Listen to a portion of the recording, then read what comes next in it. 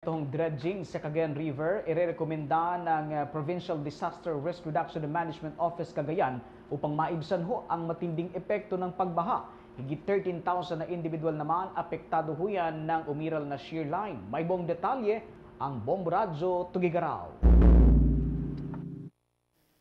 Muling irerekomenda ng Cagayan Provincial Disaster Risk Reduction and Management Office o PDRRMO Cagayan ang desiltation na dredging sa Cagayan River.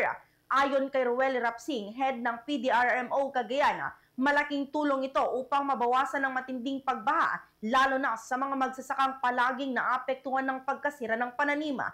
Paliwanag ni Rapsing, dapat palalimin ang ilog sa pamamagitan ng pagtanggal ng mga naipong lupa mula sa kabundukan na naging sanhi ng pagbababaw nito.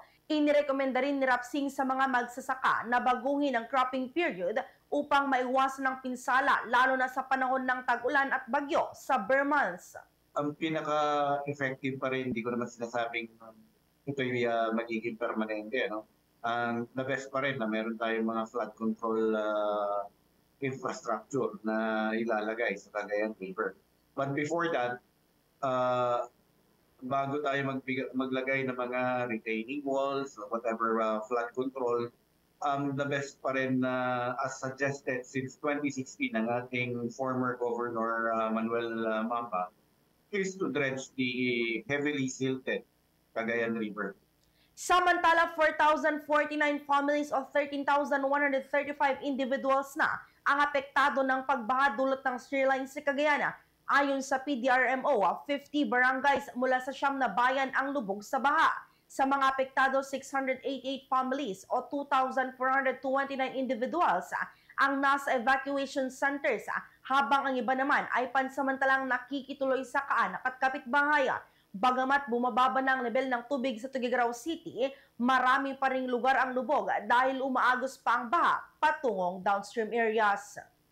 At yan ang ulat mula rito sa Bombo Radio Tugigaraw para sa Bombo Network News. Ako si Bombo Ranzel Leodran. This is Bombo Radio Philippines, the #1 and most trusted source of news and information.